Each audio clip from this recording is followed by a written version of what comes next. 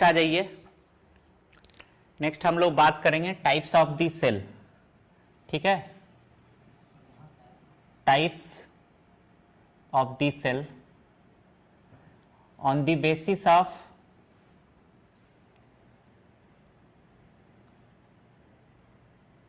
Organisation of DNA. Types of the cell on the basis of organisation of DNA. DNA के organisation के आधार पे। अब ये क्या है डीएनए का ऑर्गेनाइजेशन, इसमें एक ही लाइन अभी आप समझिए कि डीएनए विथ हिस्टोन और डीएनए विदाउट हिस्टोन। ठीक है, तो type of cell on the basis of organisation of DNA का अगर हम लोग बात करें तो कितने टाइप्स का सेल होगा। एक हम लोग बात करते हैं किसका,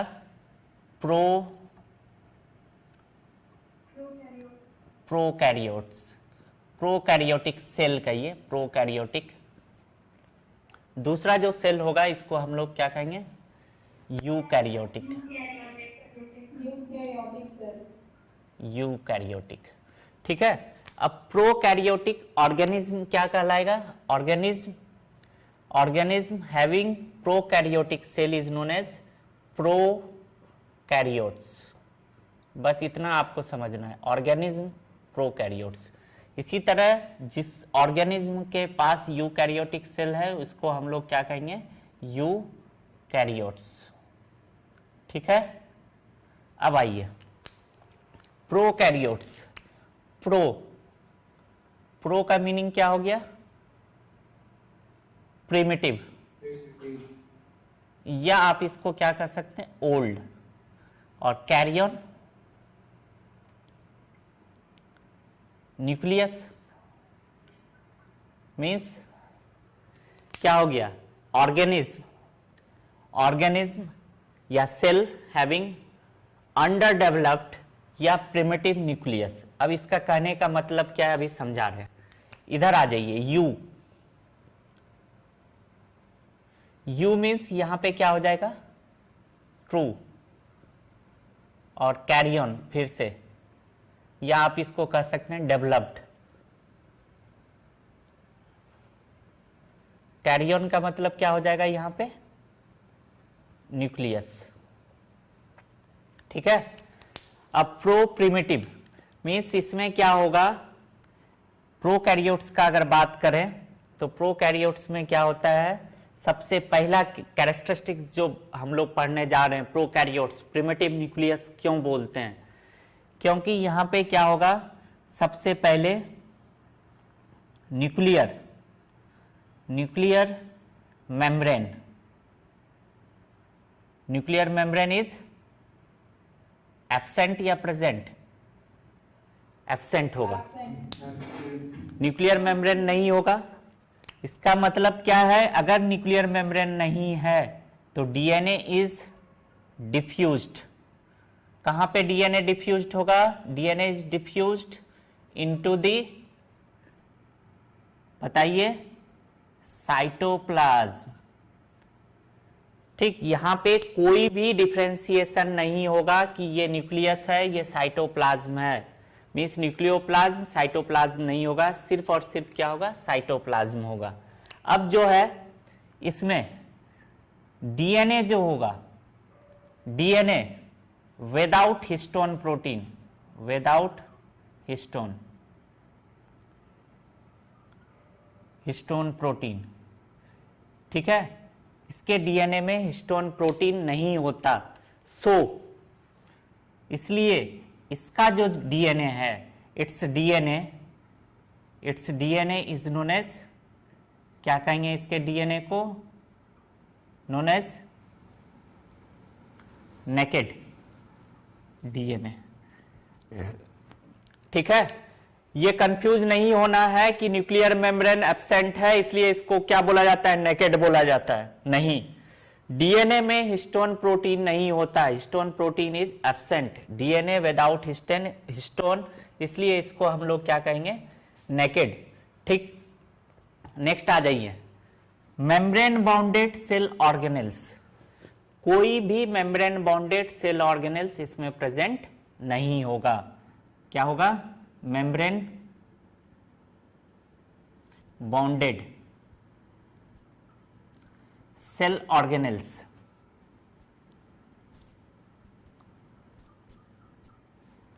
आर एब्सेंट।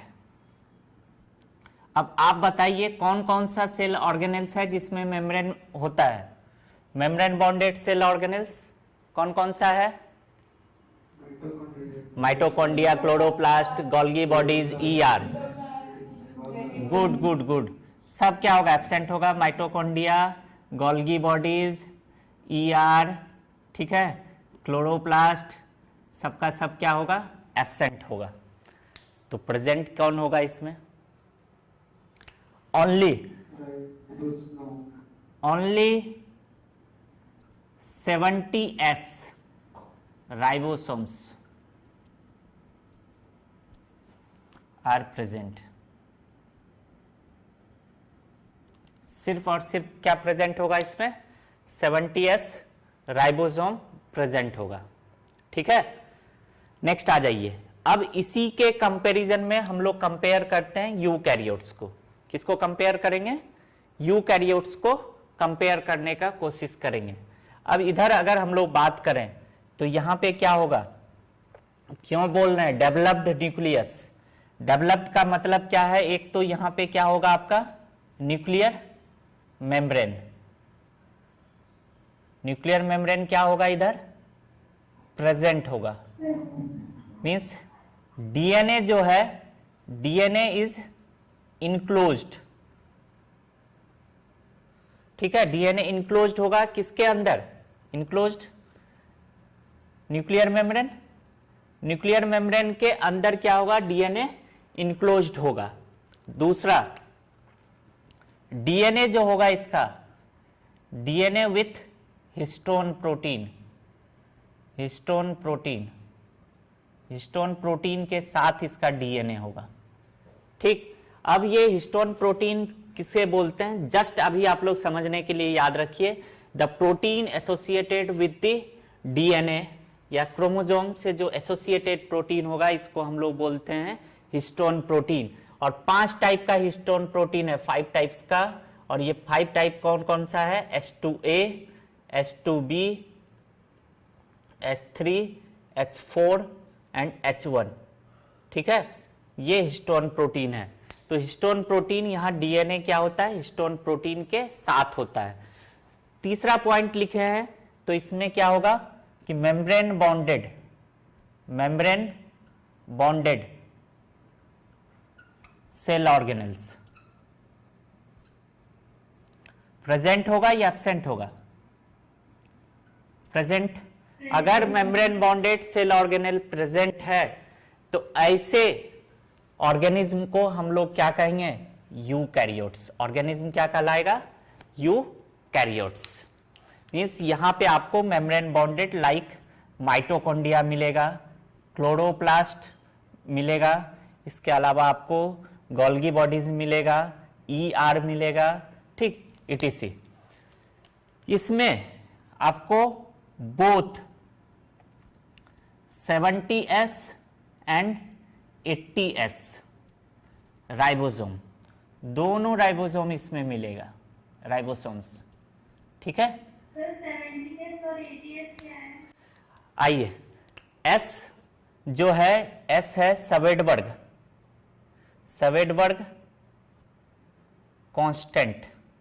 9th क्लास में नहीं बताया गया था?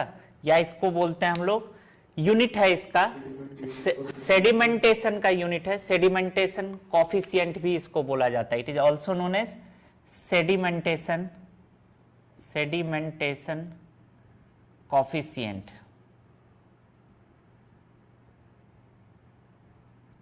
ठीक है, तो हम लोग देख लिए प्रोकैरियोट्स किसे बोलते हैं, यूकैरियोट्स किसे बोलते हैं। अब क्लियर डिफरेंशिएशन हो गया, दोनों को हम लोग बोल सकते हैं। अब आ जाइए प्रोकैरियोट्स का एग्जाम्पल अगर हम लोग बात करें, इसका एग्जाम्पल बताइए। किंगडम मोनेरा, किंगडम मोनेरा जो है ये स्पेशली क्या है? प्रोकैरियोट्स है। और किंगडम मोनेरा में कौन आता है आपका? बैक्टीरिया हो गया। अभी जो हम लोग बात कर रहे थे माइकोप्लाज्मा, ठीक है, साइनोबैक्टीरिया etc। नेक्स्ट आ जाइए इधर, eukaryotes kingdom Protista to Animalia, सबका सब क्या है, यूकैरियोट्स है, सबका सब क्या है, यूकैरियोट्स है। ठीक है, यहां तक समझ में आ रहा है, यहां तक समझ में आ रहा है? चलिए तब लिखिए, bacterial cell on the basis of shape, types of bacterial cell on the basis of shape। ठीक है, वो फिगर स्लाइड लाइएगा, slide.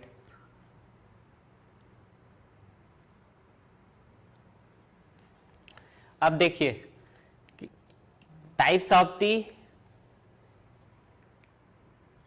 Of the bacterial cell on the basis of shape, shape के आधार पे अगर हम लोग बात करें तो सबसे पहला है आपका, फर्स्ट जो हम लोग बात करने जा रहे हैं वो क्या है, छोटा कीजिए इसको, कोकस।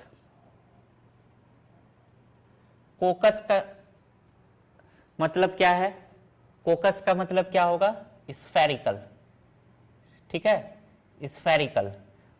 ठीक, यहां पे देखिए एक दिख रहा है आपको, इधर इस डायग्राम में अगर देखें तो ये जो स्फेरिकल शेप का जो स्ट्रक्चर है, सबसे पहले अगर आपका एक सिंगल सर्कुलर अगर कोई बैक्टीरियल सेल है तो इसको हम लोग क्या बोलते हैं, मोनोकोकस। ये आपका मोनोकोकस बैक्टीरिया कहलाएगा, क्या कहलाएगा, मोनोकोकस। ठीक है, अब इस फिगर में आ जाइए, यहाँ पे क्या है, इसमें दो है, क्या है, दो है, तो इसको हम लोग क्या बोल दिए, डिप्लोकोकस।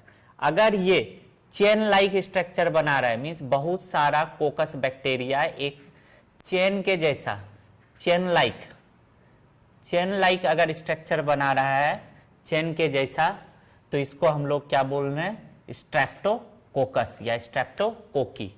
ठीक है, अगर ये ग्रेप के जैसा इरेगुलर स्ट्रक्चर बना रहा है, ये ग्रेप्स लाइक स्ट्रक्चर बन रहा है ना, ग्रेप्स लाइक, ग्रेप्स के जैसा अगर स्ट्रक्चर बन रहा है तो ऐसे बैक्टीरिया को हम लोग क्या कहेंगे, स्टेफाइलोकोकस। दिख रहा है सबको, दिखाई दे रहा है ना। अब क्या है, अगर ये चार के फॉर्म में है तो टेट्राकोकस या टेट्राड। ठीक, अब नेक्स्ट आ जाइए, एक शेप हो गया जो बैक्टीरिया क्या होगा, स्फेरिकल होगा, सर्कुलर होगा, तो इसको हम लोग कोकस बोलते हैं। अब ये अकेले है तो मोनोकोकस, दो है तो डिप्लोकोकस, चेन के जैसा बना लिया तो स्ट्रेप्टोकोकस, अगर ग्रेप्स लाइक स्ट्रक्चर बना लिया तो स्टेफाइलोकोकस। अब दूसरा जो स्ट्रक्चर हम लोग बात करने जा रहे हैं वो है बेसिलस या बेसिलस। बेसिलस का मतलब क्या है, रॉड शेप्ड। कैसा होगा, रॉड शेप, या कहिए आपका सिलेंड्रिकल शेप होगा, ब्लंट होगा दोनों इंड पे। ऐसा अगर स्ट्रक्चर बना रहा है, मान लीजिए ये दोनों तरफ ब्लंट हो जा रहा है, तो ऐसे स्ट्रक्चर को हम लोग क्या कहेंगे, बेसिलस। ठीक है, यहाँ पे दिख रहा है चेन ऑफ बेसिलस है, इधर ये अगर ऐसा बैक्टीरिया है, जैसे आपका अगर बेसिलस का बात करें तो आपका एक एग्जांपल ले सकते हैं, कौन है, लैक्टोबैसिलस। लैक्टोबैसिलस बैक्टीरिया जो होगा ये कैसा होता है, रॉड शेप्ड होता है। अगर यही बेसिलस बैक्टीरिया क्या कर रहा है, स्टॉक जैसा स्ट्रक्चर बना लिया, स्टॉक्ड है, तो इसको पैलिसेड कहेंगे। क्या कहेंगे, पैलिसेड। ये कहलाएगा पैलिसेड, पैलिसेड अगर स्टॉक बना लिया है तो। ठीक है, तो रॉड शेप्ड भी हो सकता है बैक्टीरिया। बैक्टीरिया क्या हो सकता है, स्फेरिकल भी हो सकता है। तीसरा जो हम लोग थर्ड टाइप का जो बात करने जा रहे हैं, थर्ड है आपका, एक हम लोग ले लेते हैं स्पाइरुलम। स्पाइरुलम,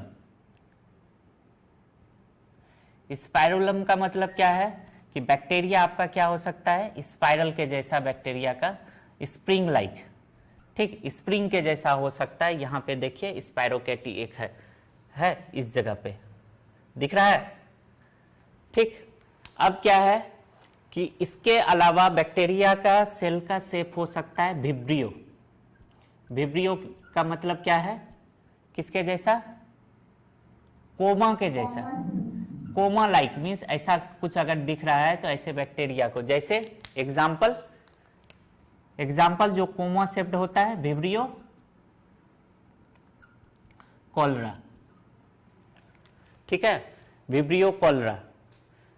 तो बैक्टीरिया क्या हो सकता है, कोकस हो सकता है, कोकस means spherical, bacillus rod shaped हो सकता है, तीसरा स्पाइरुलम, अगर ऐसा है स्प्रिंग लाइक स्ट्रक्चर है तो इसको हम लोग क्या कहेंगे, स्पाइरुलम, विब्रियो कोमा लाइक, ठीक है। तो types of the bacteria on the basis of shape, shape के आधार पे बैक्टीरियल सेल आपका इतने तरह का हो सकता है। Next, bacterial cell on the basis of presence and absence of flagella, ठीक, types of bacterial cell on the basis of presence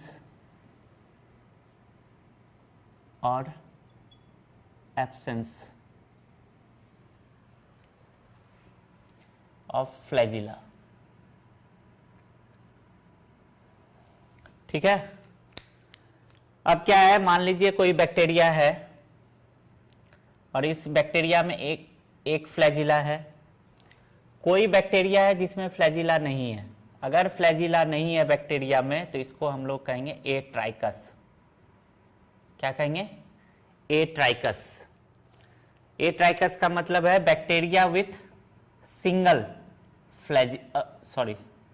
bacteria जिसमें क्या होगा, फ्लैजिला क्या होगा, एब्सेंट, फ्लैजिला एब्सेंट, ठीक है। अगर एक फ्लैजिला है, ये फ्लैजिला है, अगर एक फ्लैजिला है बैक्टीरिया में तो इसको क्या कहेंगे, कोई बताइए, मोनोट्राइकस। अगर मान लीजिए बैक्टीरिया है, ठीक, बैक्टीरिया है और इस बैक्टीरिया के दोनों तरफ, दोनों इंड पे एक एक फ्लैजिला है तो इसको हम लोग क्या कहेंगे, एम्फी ट्राइकस। एम्फी ट्राइकस का मतलब क्या है, फ्लैजिला एट बोथ इंड। अगर दोनों इंड पे फ्लैजिला है तो ऐसे बैक्टीरिया को हम लोग क्या कहेंगे, एम्फी ट्राइकस। नेक्स्ट आ जाइए, अब क्या है कि अगर फ्लैजिला बंच के फॉर्म में है, गुच्छे के फॉर्म में एक इंड पे है, बंच, इसको हटा दीजिए, बंच ऑफ, हटा दीजिए इसको, bunch of flagella at one end, अगर ऐसा है तो इसको हम लोग क्या कहेंगे, लोफोट्राइकस, ठीक है। अगर दोनों इंड पे बंच के फॉर्म में है, if flagella is present in the form of bunch on both end, दोनों इंड पे है, बोथ इंड, तो इसको हम लोग क्या कहेंगे, सीफेलोट्राइकस। और अगर फ्लैजिला बैक्टीरिया के पूरे बॉडी सरफेस पे है, ऑन कंप्लीट बॉडी सरफेस, अगर पूरे बॉडी सरफेस पे है flagella on body surface, complete body surface पे है तो इसको क्या कहेंगे हम लोग, पेरीट्राइकस, ठीक है। तो ऐसे इंटरेक्ट कीजिए आप लोग। तो क्या हो गया, types of bacteria, bacterial cell on the basis of presence and absence of flagella. ये बस आपको याद रखना है, ये सब टर्म यूज होगा, ठीक है, टर्म का एप्लीकेशन है इसलिए आपको पढ़ना जरूरी है। मोनोट्राइकस, ए ट्राइकस, एम्फीट्राइकस, लोफोट्राइकस, सिफेलोट्राइकस, पेरीट्राइकस, तो ये सब आपको याद रखना है, ठीक है। तो लिखिए, सब bacteria on the basis of staining, means colouration, ठीक है। Types of bacteria on the basis of staining, colouration के आधार पे कितने तरह का होगा। तो इसको समझने के लिए ये समझिए कि एक ये प्लेट लिए, ठीक, इस प्लेट में बहुत सारा बैक्टीरिया है, बहुत सारा बैक्टीरिया है, और इस बैक्टीरिया को सबको हम लोग क्या कर दिए, एक डाई आता है, ठीक है, और इसको हम लोग बोलते हैं क्रिस्टल वायलेट। तो इसको क्या कर दिए, ट्रीटेड विथ क्रिस्टल वायलेट, ठीक है। सारे बैक्टीरिया को ट्रीट कर दिए, किसके साथ, क्रिस्टल वायलेट के साथ इसको ट्रीट कर दिया। अब क्या हो गया कि इसमें बैक्टीरिया जो है, बैक्टीरिया क्या हो गया, पर्पल या ब्लू कलर, सारा बैक्टीरिया, ठीक, सारा बैक्टीरिया यहाँ पे क्या चीज में कन्वर्ट हो गया, पर्पल या ब्लू कलर में कन्वर्ट हो गया। अब इसको हम लोग ट्रीट किए, ट्रीटेड विथ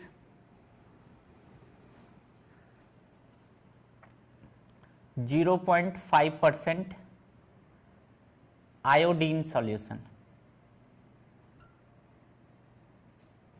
किसके साथ ट्रीट किए इसको, आयोडीन सॉल्यूशन के साथ इसको ट्रीट कर दिए, ठीक है। फिर नेक्स्ट हम लोग क्या किए, सबको धो दिए, तो भी कलर नहीं गया, ठीक है। वॉश कर दिए, किसके साथ, पानी के साथ इसको धो दिए, धोने के बाद देखा गया बैक्टीरिया कलर्ड है।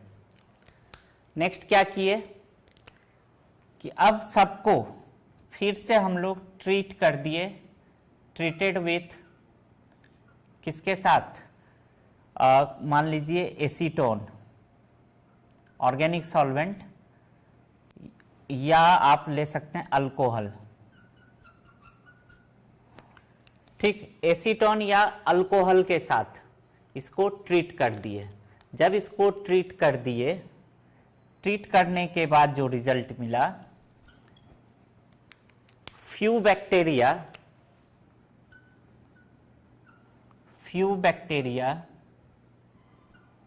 रिटेन्स कलर,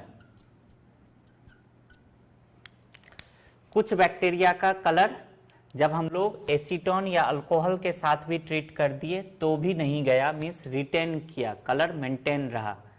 और कुछ बैक्टीरिया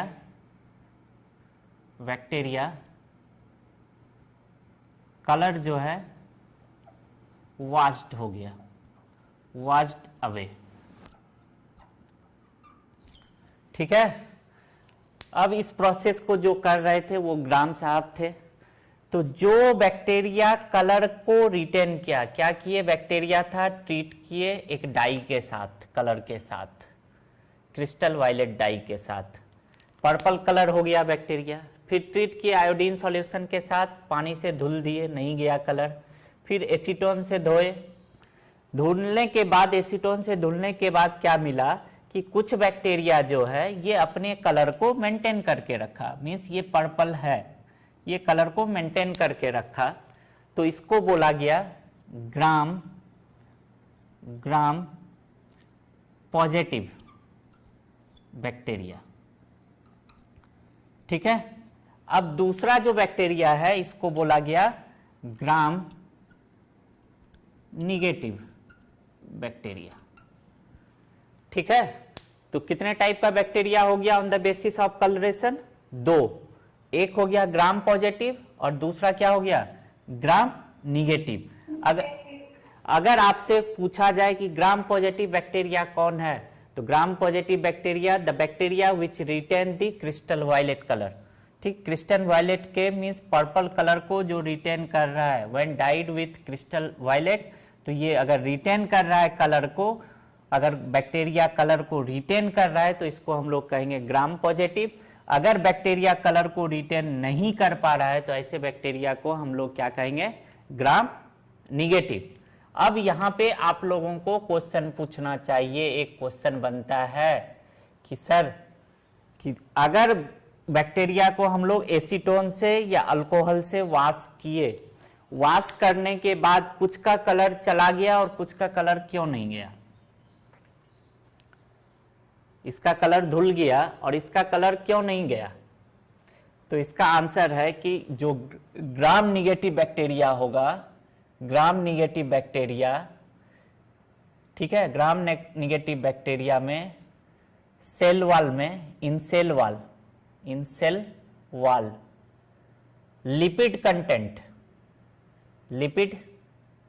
कंटेंट इज हाई। अब देखिए क्या है कि जब हम बैक्टीरिया को कलर कर रहे हैं तो ये कलर क्या हो रहा था? सेल वॉल कलर को रिटेन कर रहा था, ठीक है, सेल वॉल कलर को क्या कर रहा था? रिटेन कर रहा था। अब ग्राम पॉजिटिव बैक्टीरिया जो है, ग्राम पॉजिटिव बैक्टीरिया में लिपिड का कंटेंट जो होगा, सेल वॉल में लिपिड कंटेंट जो होगा बहुत कम होगा, और इसमें ग्राम निगेटिव बैक्टीरिया में लिपिड का कंटेंट बहुत ज्यादा है। और हम लोग जानते हैं कि लिपिड जो है ये एसीटोन या अल्कोहल में क्या हो जाता है? डिजोल्व हो जाता है। अगर लिपिड डिजोल्व हो रहा है तो ये क्या होगा? कलर भी इसके साथ डिजोल्व होके क्या होगा? वॉश अवे हो जाएगा। तो ग्राम निगेटिव बैक्टीरिया का कलर क्यों चले जा रहा था when treated with acetone and alcohol? क्योंकि because in its cell wall lipid content is high. So क्या हो रहा है? It get dissolved in organic solvent. और ऑर्गेनिक सॉल्वेंट आप कौन सा यूज किए थे? एसीटोन या अल्कोहल, ठीक है। ये समझ में आया क्यों ग्राम निगेटिव का कलर चला जाता है? क्योंकि इसके सेल वॉल में लिपिड का कंटेंट क्या होगा? ज्यादा होगा, और लिपिड ज्यादा होने की वजह से जब हम लोग इसको ट्रीट करेंगे एसीटोन या अल्कोहल से तो ये लिपिड डिजोल्व होगा। ये खुद अगर डिजोल्व होगा तो अपने साथ कलर को भी डिजोल्व करके ले जाएगा। इसलिए ग्राम निगेटिव बैक्टीरिया का क्या होता है? कलर नहीं पकड़ा, ये कलर क्या हो गया? वॉश्ड अवे हो गया। अब अगर एक और क्वेश्चन यहाँ पे एमसीक्यू आ सकता है कि ग्राम निगेटिव बैक्टीरिया को फिर हम लोग स्टेनिंग कैसे करेंगे? तो gram negative bacteria are stained with, किसके साथ स्टैंड करते हैं हम लोग? It is stained with safranin, ठीक है, सेफ्रानिन के साथ। Safranin is used to stain gram negative. Gram negative को स्टेन करने के लिए हम लोग क्या यूज करेंगे? सेफ्रानिन, ठीक है। ग्राम निगेटिव को स्टेन करने के लिए क्या यूज करेंगे? सेफ्रानिन। फिर से स्टेनिंग करेंगे तो इसको हम लोग कहेंगे काउंटर स्टेनिंग। अगर अगेन स्टेन कर रहे हैं इसको, ग्राम निगेटिव को फिर से स्टेन कर रहे हैं तो that is known as counter staining. तो याद रखिएगा gram negative bacteria like E coli, Escherichia coli, ठीक है। तो इसको हम लोग स्टेन करेंगे सेफ्रानिन से। Gram positive like bacillus subtilis, ठीक है। तो ये समझ में आया ग्राम निगेटिव किसे कहेंगे, ग्राम पॉजिटिव किसे कहेंगे? बहुत सिंपल है। अगर कोई बैक्टीरिया क्रिस्टल वायलेट डाई के कलर को रिटेन कर रहा है तो that is known as Gram positive bacteria. अगर कोई बैक्टीरिया इस कलर को रिटेन नहीं कर पा रहा है तो इसको हम लोग कहेंगे gram negative. And gram negative bacteria are stained with safranin. Gram negative bacteria का कलर क्यों वॉश हो गया? क्योंकि इसमें लिपिड का कंटेंट क्या होगा? ज्यादा होगा, और लिपिड डिसॉल्व हो जाता है एसीटोन और अल्कोहल में, ठीक है। समझ में आया?